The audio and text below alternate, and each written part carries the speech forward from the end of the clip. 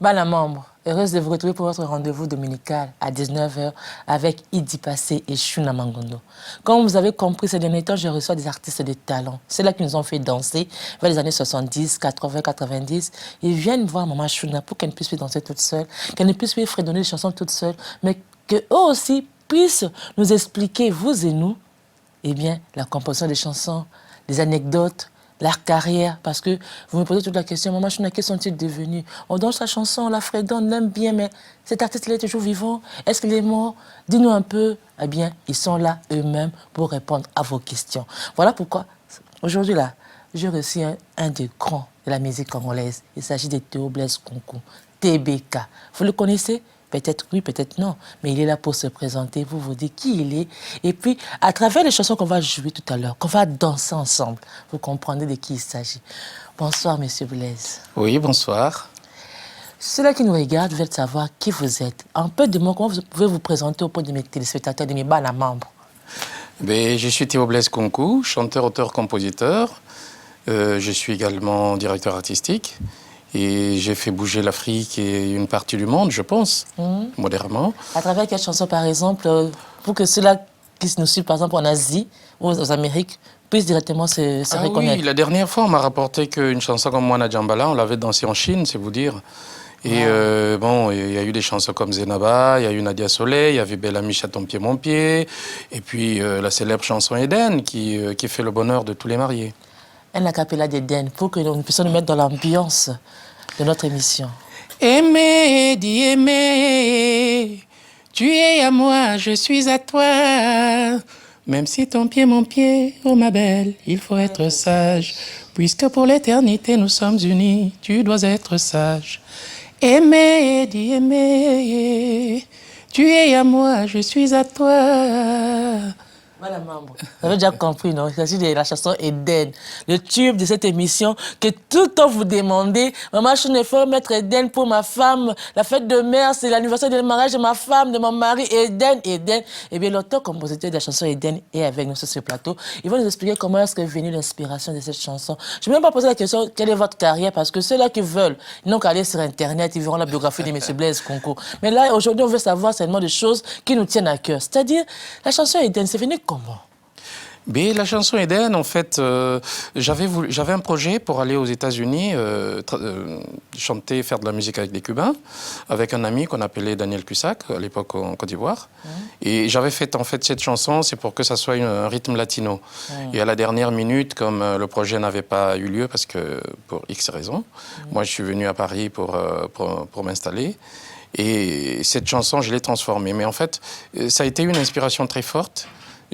Ça n'a pas mis trop de temps pour l'écrire, mais ça a mis... une journée?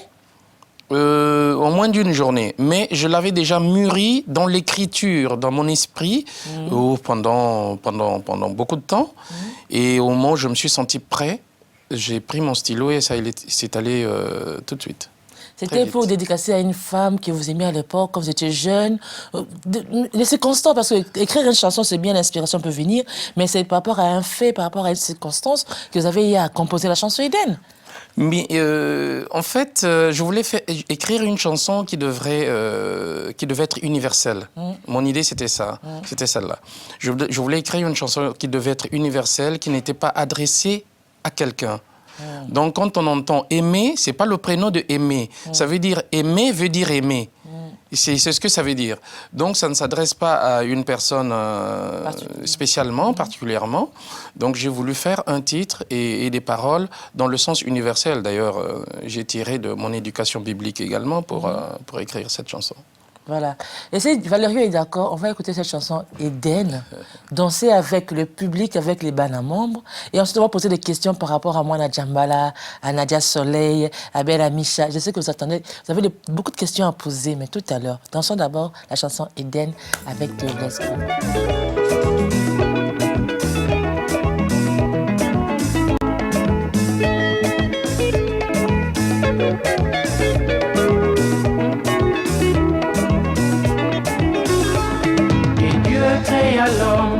De l'homme venu la femme, c'était l'histoire d'Adam et Ève dans le jardin d'Éden. C'était le bonheur, puis vint la trahison.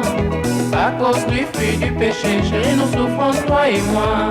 Et Dieu créa l'homme, de l'homme venu la femme. C'était l'histoire d'Adam et Ève dans le jardin d'Éden. C'était le bonheur, puis vint la trahison. À cause du fruit du péché, chérie, nous souffrons, toi et moi.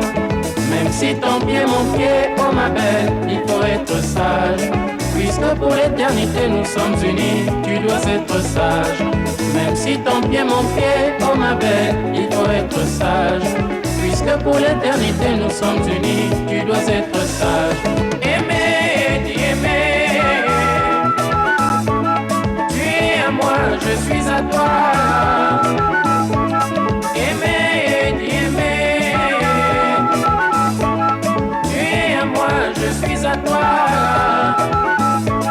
Je ne t'en veux pas, oh ma belle, pour cette pomme de l'Éden que tu m'avais donné, que nous avions mangé ensemble, toi et moi.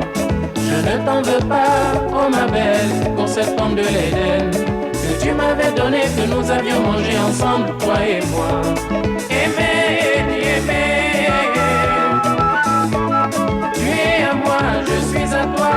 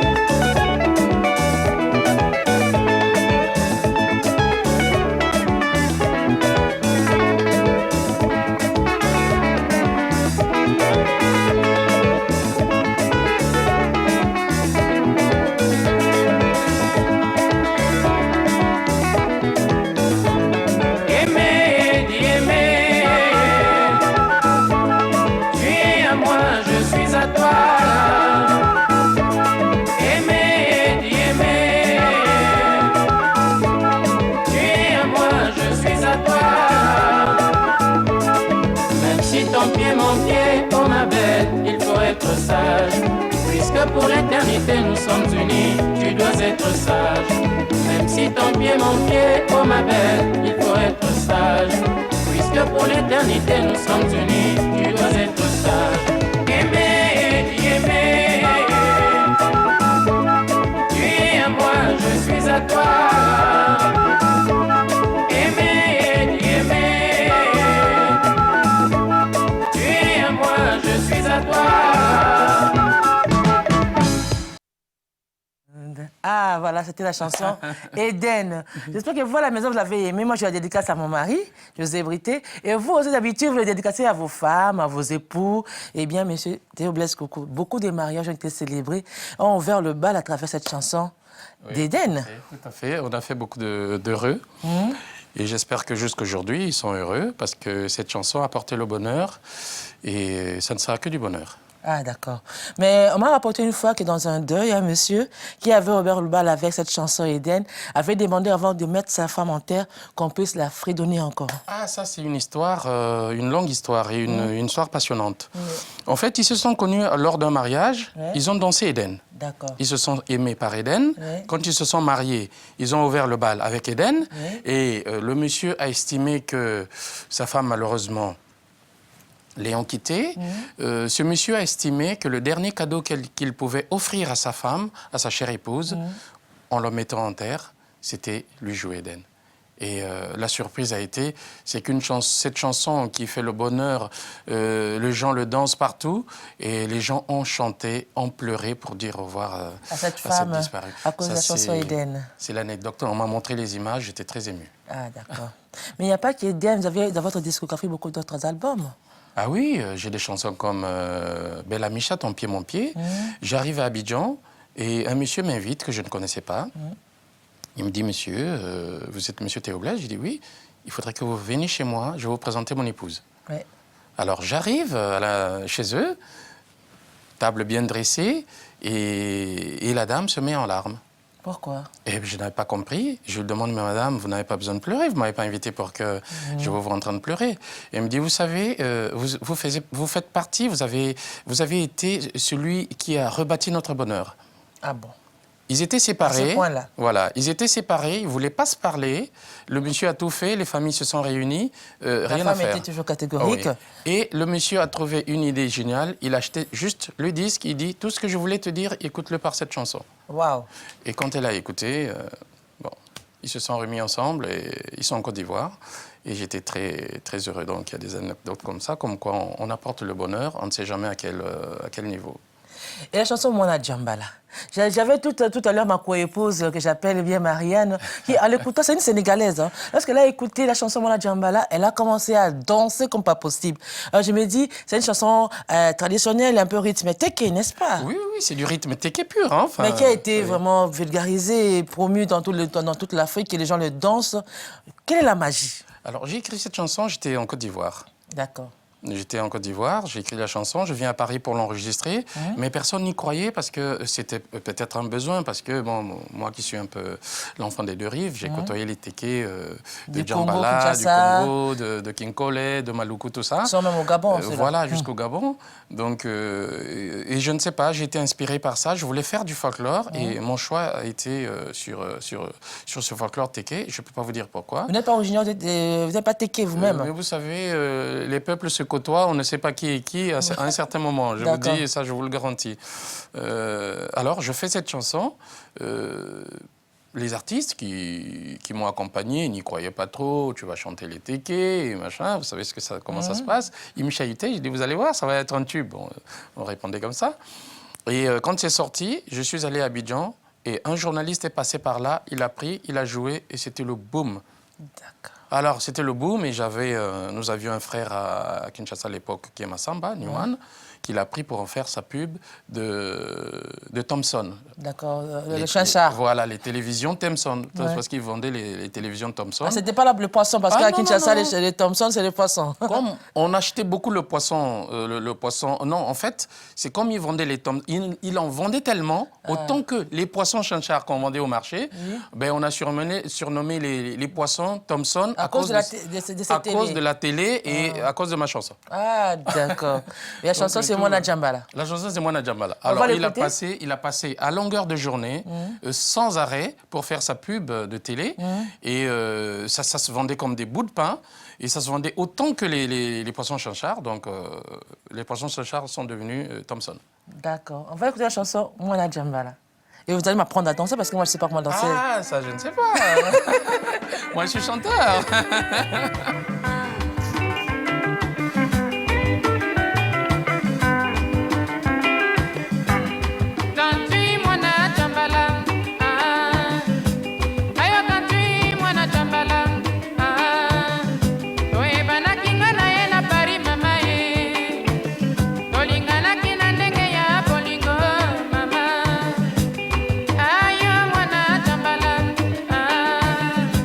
Mwana bateke, mwana Djambala.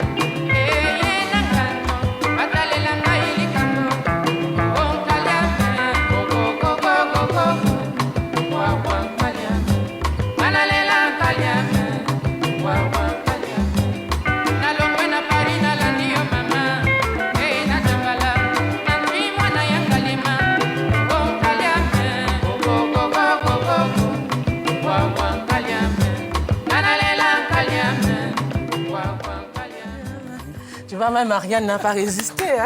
Merci. Elle est venue danser parce qu'elle est venue danser parce que la chanson, elle est tellement belle. Merci à Mariam. Merci beaucoup. Voilà.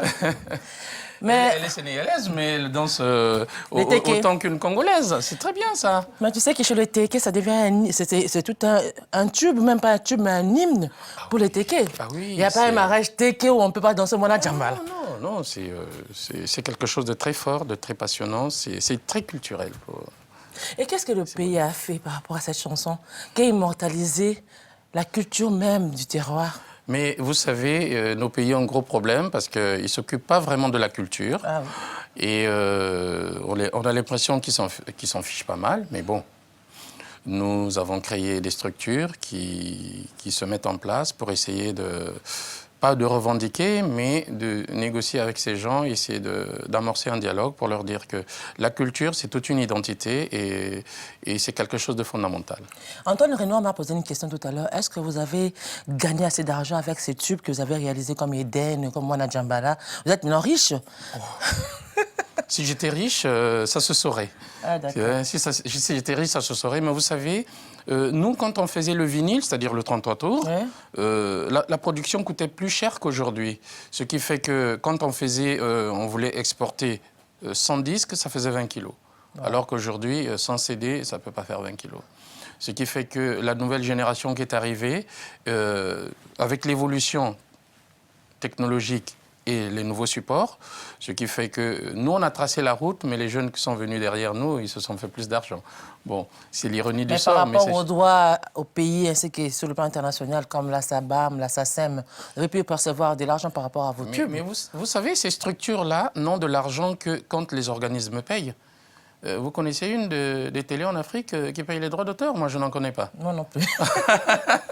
C'est la triste réalité en Afrique. C'est la triste réalité, ce qui fait que, bon, on fait ce métier parce qu'on l'a choisi quelque part, mais dire qu'on en vit pleinement et qu'on perçoit les droits comme on devrait, je dirais non.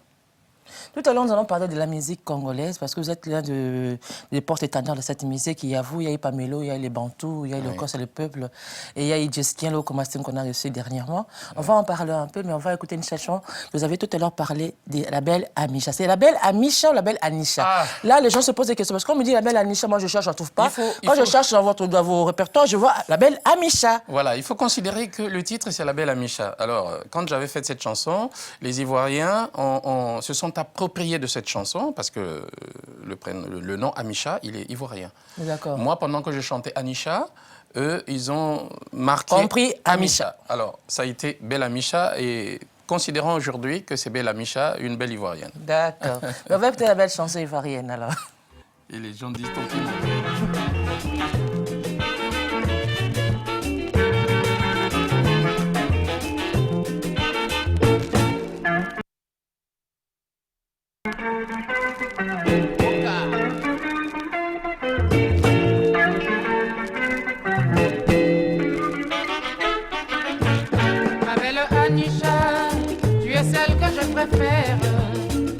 Et celle que j'ai choisie pour une éternité d'amour. Ma belle Anisha, tu es celle que je préfère et celle que j'ai choisie pour une éternité d'amour.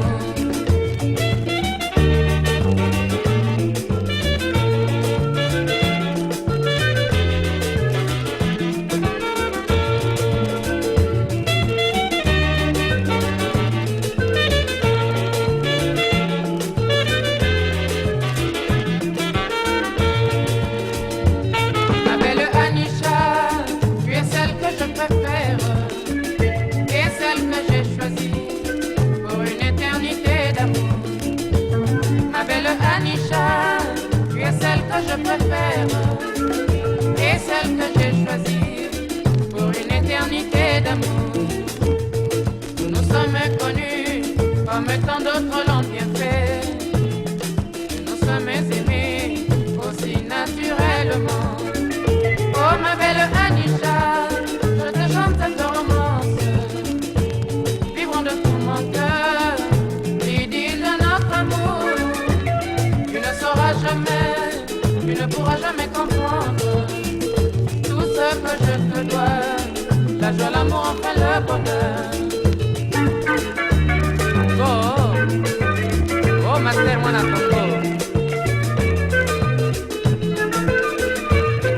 Ma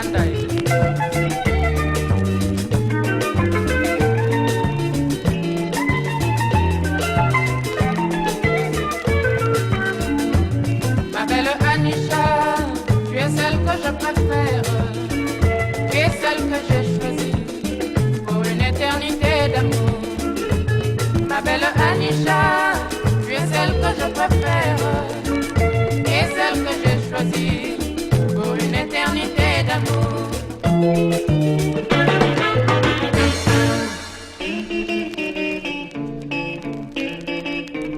Yo Calopito, yes.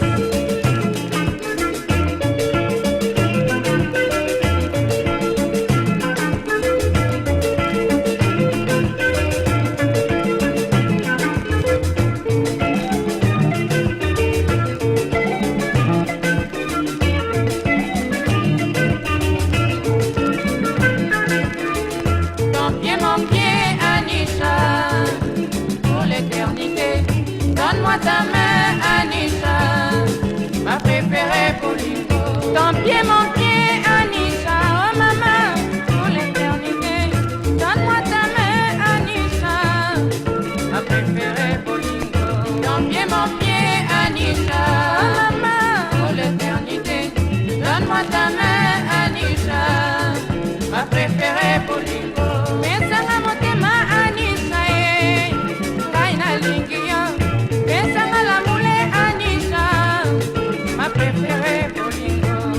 Mon pied, Anisha, pour l'éternité.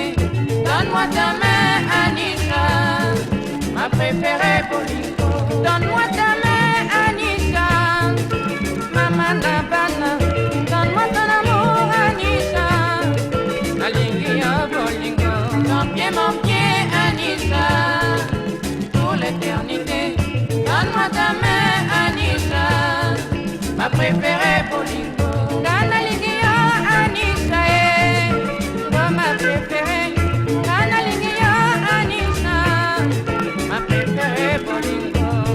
Mon pied, Anisha, oh maman, pour l'éternité. Donne-moi ta main, Anisha, ma préférée Polingo.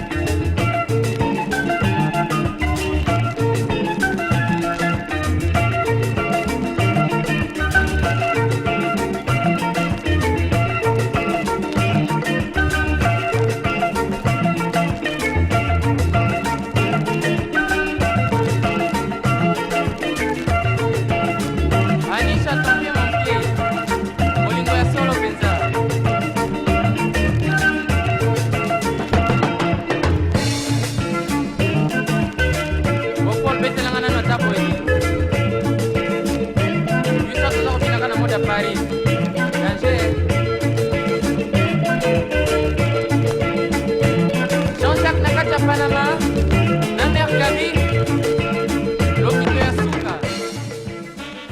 Ah, vous voyez, ce genre de chanson, on peut rester assis, on dit non, ça ne va pas, il faut se mettre debout, il faut danser. Parce que la roue, quand ça nous prend là, c'est compliqué, mes frères. Madame Membre, j'espère que Kofi a ça innocent. Là, vous vous trouvez en Côte d'Ivoire pour Madame Clarisse. C'était une belle chanson, n'est-ce pas? Nous continuons à parler, mais avant d'aller au Congo, restons d'abord en Côte d'Ivoire. Oui. Parlons d'Africa All Stars, avec Sam Mangwana. Ah, l'Afrique All Star, en fait, moi, je m'étais basé au Bénin, parce que j'étais parti au Bénin pour continuer mes études. Et de là-bas, la musique m'a rattrapé. Bon, je n'ai jamais pensé que je serais chanteur professionnel ou musicien un jour. Mais vous savez, le destin, c'est le destin. La musique m'a toujours rattrapé à un moment ou à un autre de ma vie. Et je vais là-bas pour raison d'études, et la musique me rattrape, voilà, je fais partie d'un orchestre, et par la suite, je fais partie de l'orchestre national. De la Côte d'Ivoire? Non, du Bénin. Du Bénin, oui. Et je vais au Festac 77, qui était un grand festival, j'en ai pas vu d'autres en Afrique, sauf celui qui s'est passé un tout petit peu à Dakar. Et je vais défendre, je fais partie de la délégation qui va défendre les couleurs du Bénin. Donc je vais là-bas comme béninois, pourtant congolais. Donc je fais partie de l'orchestre national. Et juste après cet événement, Sam arrive, je découvre Sam un bon matin, qui arrive au Bénin. Ben, je le reçois, je l'amène à l'hôtel et voilà comment on commence à concocter un tout petit peu l'idée de pouvoir créer un groupe du fait qu'il soit là, lui qui avait commencé la musique avant moi et qui était mon aîné. Parce que quand j'étais étudiant, j'allais le voir à Suzanne la Maison Blanche. Non, pas comme Gembo. On allait à Suzanne la Maison Blanche pour danser. La musique de l'époque. Oui, il avait son festival de maquisards. Et on y allait. C'était du beau monde là-bas, hein. Il n'y avait plus que des intellectuels et tout ça, mais bref. Ouais. Et je le retrouve là, c'est un plaisir pour moi de le retrouver. On essaie de voir la possibilité de pouvoir faire un groupe ensemble.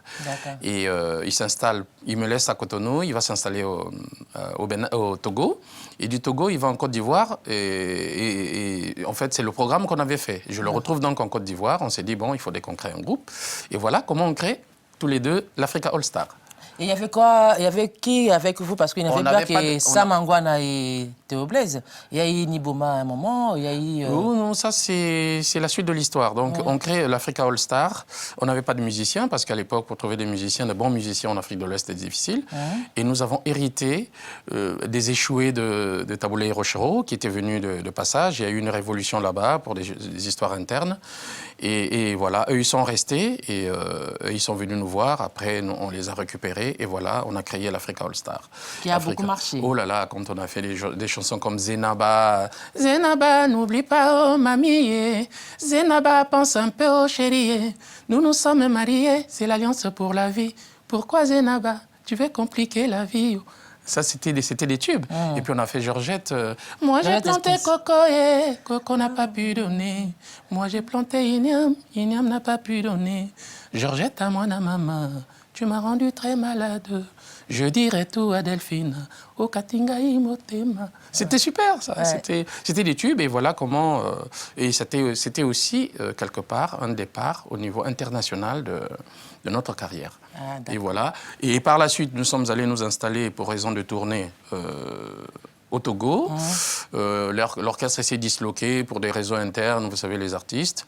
Ça dure jamais assez. Et voilà. Et c'est comme ça que Dizzy, qui était resté, est allé chercher les Niboma. Ils ont fait le All Star 2. Mais comme l'esprit et l'expression d'All Star, c'est nous qui le détenions. Ça n'a pas marché parce que, faute de cette énergie-là, parce que cette synergie qu'on avait n'y était plus, bon, ils ont fait All Star 2, bon, qui n'a pas mis du temps, et voilà comment... Parlez-nous un peu de cette chanson de Nsomo. Alors, Nsomo, c'est l'horreur. Alors, l'horreur de... Vous aimez beaucoup la tradition, parce que là, c'est aussi... Ah oui, c'est la tradition. Vous savez, dès que vous quittez Bolobo et vous allez plus haut, tout le monde se retrouve dans ce rythme. D'accord. Ah ouais. Du fait que moi, tous mes frères sont nés vers là-bas. Mon père était douanier. Et donc, je suis vraiment dans cette culture. Et c'est des expressions dans lesquelles je me retrouve. Ah, d'accord. Oui. Alors, Nsomo, c'est l'horreur. Un monsieur qui va le matin, il va à la pêche, faire sa petite chasse, il laisse sa petite famille, comme on dit, dans les petits villages de pêcheurs, de campements, comme on dit. Et il revient, sa femme n'est plus là, il est parti avec ses enfants. Alors, il se tient la tête, il regarde le ciel et la terre. Il se dit, qu'est-ce qui se passe? Qu'est-ce qui me tombe dessus? Et c'était l'horreur pour lui. Et si, malheureusement pour lui, le bateau était parti en amont, parce que si c'était en aval, il aurait pu nager pour retrouver sa petite famille. Mais avec le bateau qui allait en amont, et il a beau crier pour dire, bon, vous les beaux-parents qui êtes en chemin et mes frères, si vous les voyez, dites-leur de revenir parce que c'est eux le fondement de ma vie, parce que c'est mon sang. Et il faut l'écouter pour bien comprendre et c'est très marquant. D'accord. Mais après les tubes comme Mwana Djambala, Eden, Bella Micha, chansons comme Somo qu'on vient d'écouter, on n'entend plus parler de Théo Blaise Coucou. C'est comme si vous n'existiez plus sur le plan scénique. Oui, sur le plan scénique, c'est devenu très compliqué parce que, bon, aujourd'hui, il n'y a pas beaucoup de groupes qui tournent sur la scène de Paris. Bon, toutes les petites sociétés qui nous faisaient tourner à l'époque, bon, avec la récession économique, il s'est passé des problèmes. Et puis moi, j'avais repris mes études, je m'étais spécialisé dans la direction artistique, mais avant, j'ai fait pédagogie musicale, ce qui fait que tout ce temps que j'ai été pour terminer mon cursus, ça a été un grand vide pour les mélomanes. Pour les mélomanes. Et ils se sont posé la question, qu'est-il devenu en fait? Voilà, et quand je suis revenu, j'ai été coopté parce parce que les directeurs artistiques, il n'y en a pas beaucoup, hein, en ce qui concerne la musique africaine, enfin, surtout la musique congolaise, surtout la rumba. Donc, ce qui fait que j'ai eu des contrats un peu partout. Donc, c'est une autre façon de faire la musique. Je me suis retrouvé derrière la console, en train de faire de la direction artistique, de la réalisation phonographique, parce que je m'étais spécialisé également dans le phonogramme, ce qui fait que ça m'a pris énormément de temps. Et à un certain moment, il faut se réveiller, parce qu'on dit, bon, mais je ne suis pas que ça. Vous manquez à vos mélomanes. Oui, je manque à mes mélomanes. Est-ce qu'on peut, vous êtes encore vivant, en forme, il peut pas avoir des concerts où on nous fait revoir tous les tubes du passé, Eden, Mona Djambala, ça peut encore marcher aujourd'hui. Mais vous savez, je me fais engueuler proprement et copieusement dans les rues et dans les manifestations, parce que je manque aux gens et je leur demande pardon d'ailleurs, et de bien vouloir me pardonner, que je prépare des choses que je mettrai à leur disposition. Mais entre-temps, nous préparons l'album de Kekele, parce que... vous êtes membre de Kekele maintenant? Oui, finalement, parce qu'à la base, j'étais l'une des personnes qui avait pensé à cette expression-là. Bon, ils ont continué sans moi. Bon, là, on s'est restructuré pour refaire le Kekele. Et là, on a préparé un bon répertoire qu'on mettra en primeur chez vous. C'est encore en chantier? En chantier presque terminé. Il ne nous reste que quelques séances en studio pour que ça soit prêt. Mais je pense que les mélomanes vont nous découvrir d'une autre manière. On a apporté notre synergie. Et je pense que vous serez satisfaits de ça, comme on a l'habitude de le faire. Alors, on va écouter Chérie à moi.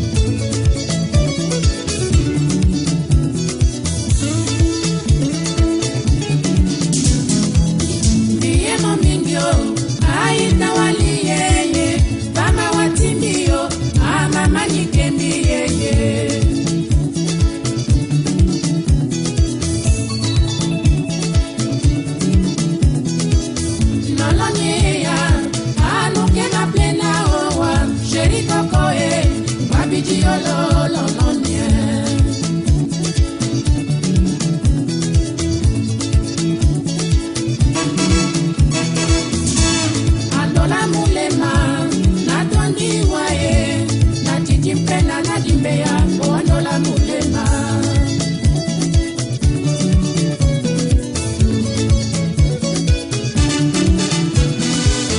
na pesi motema yopesa ya yokolingo ngaya wana bebie mabanzo malekiye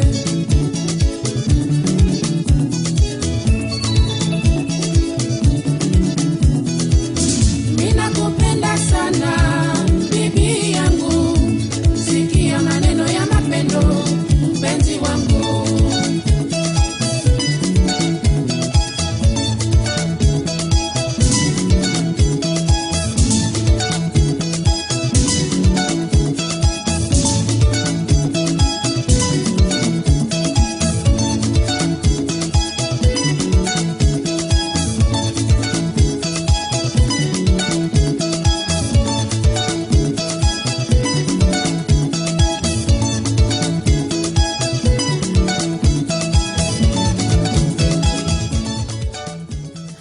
Ah, la belle rumba congolaise, ça se danse. Et sur le plateau, là-bas, la régie, Mariam fait bouger tout le monde, Guy Régiste, tout le monde est en train de danser la rumba parce que c'est une danse qu'on aime bien. C'est la gaieté, la bonne humeur, pourquoi pas la nostalgie avec Théo Blaise Nkoukou. Mais dis-moi, à quoi reposait le rayonnement de la musique congolaise du Congo-Brazzaville vers les années 80? Vous avez fait la pluie, le beau temps avec les Pamelo, avec les Jestin, les Yulu Mabiala, mais oui, on n'entend plus parler parce que la musique congolaise de l'autre rive aujourd'hui. Hein. Oui, parce que moi j'avais amené une émulation. Cette émulation, c'est qu'après la Côte d'Ivoire, je suis venu m'installer en France et j'ai donc fait Mona Djambala avec Bella Micha, qui avait cartonné à l'époque. Et mon travail a été, je n'ai pas fait que pour ceux du Congo-Brazza, pour mes frères et également de la RDC.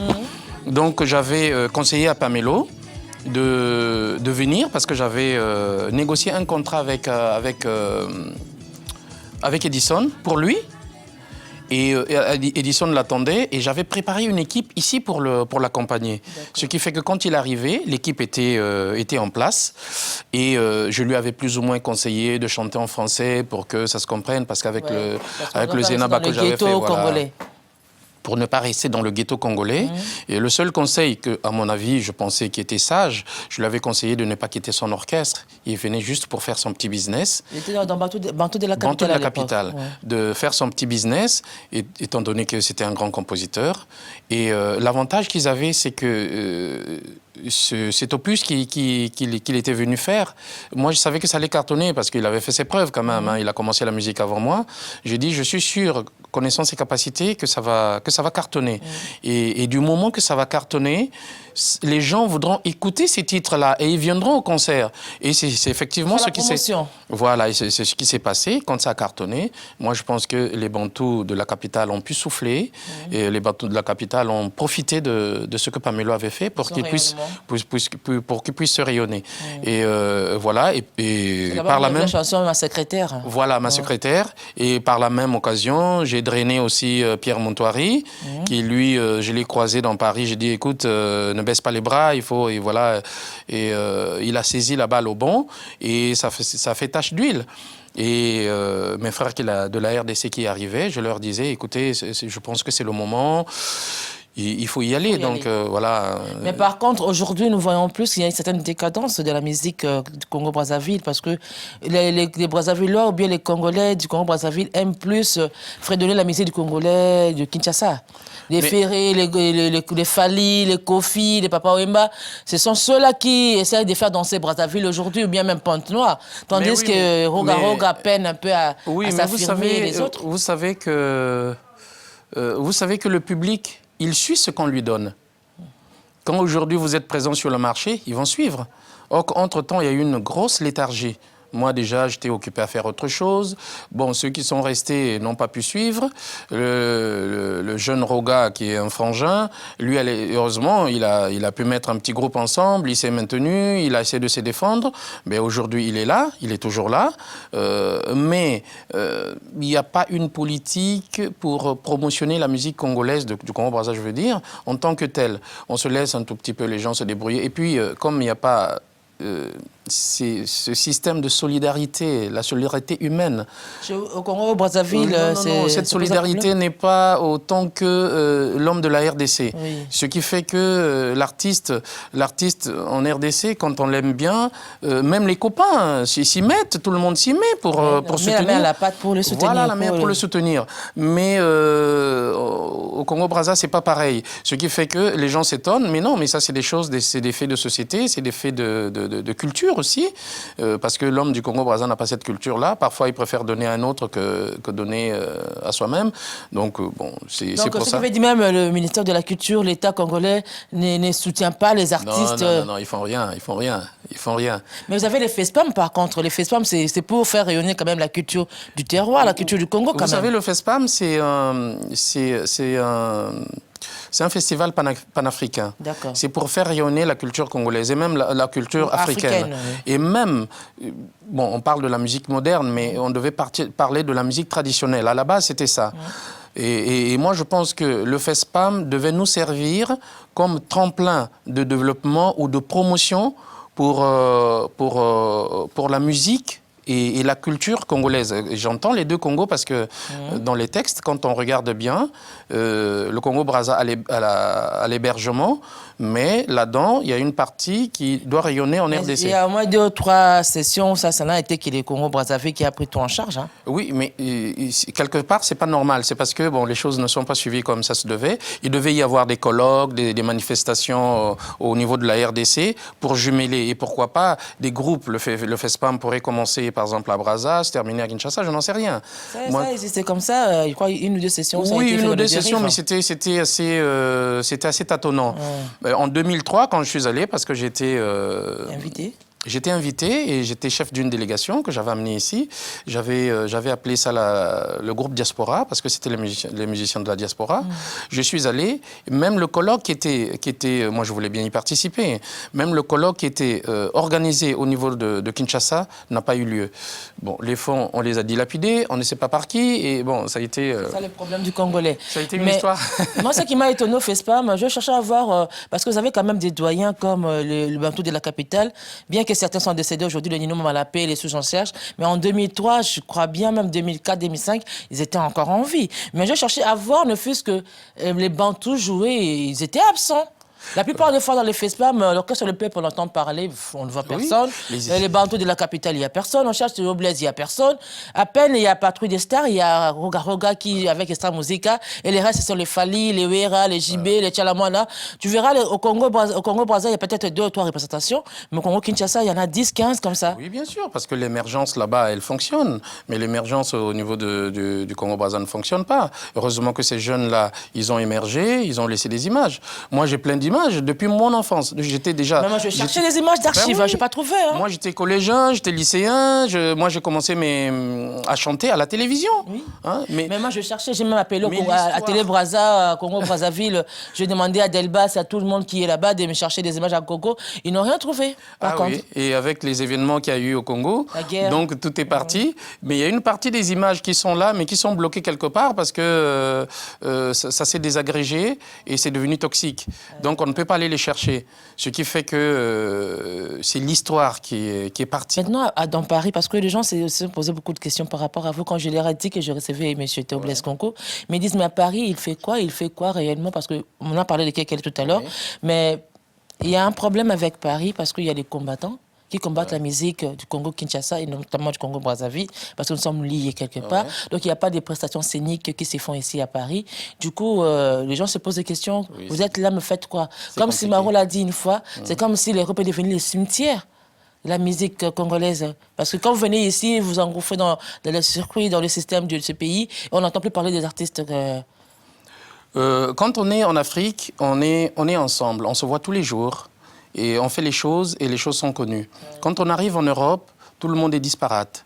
Chacun fait les choses. D'ailleurs, c'est très difficile, compte tenu du milieu dans lequel on vit. On ne se voit plus, la musique devient un peu figée, et nous sommes en train de combattre ça, parce qu'avant, on faisait des répétitions. Voilà, il y a des organisations, voilà. Et au niveau de Paris, c'est ça.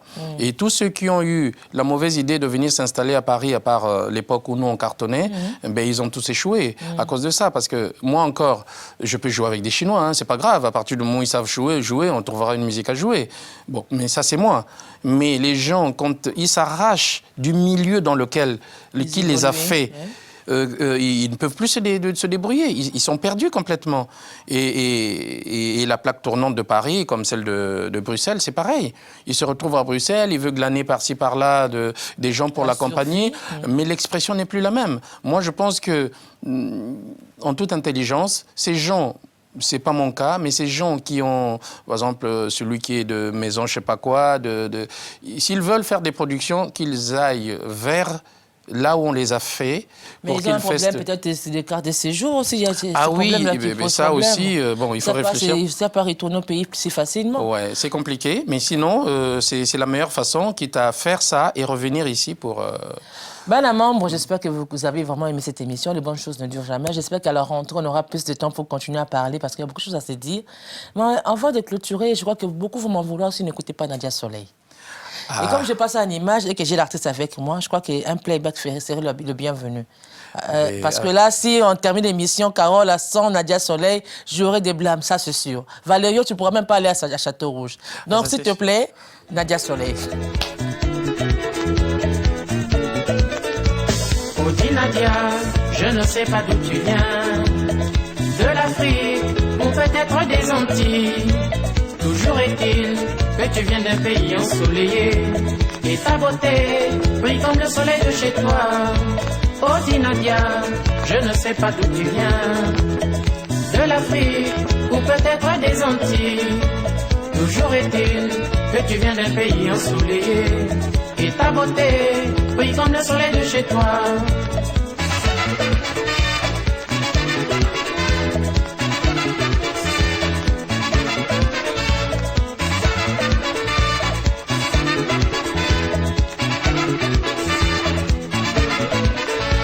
Oh, dis Nadia, je ne sais pas d'où tu viens, de l'Afrique ou peut-être des Antilles. Toujours est-il que tu viens d'un pays ensoleillé et ta beauté brille comme le soleil de chez toi.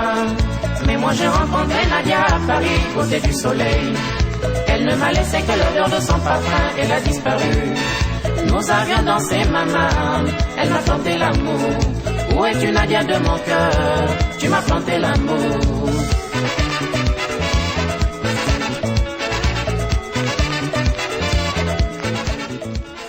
Mais moi j'ai rencontré Nadia.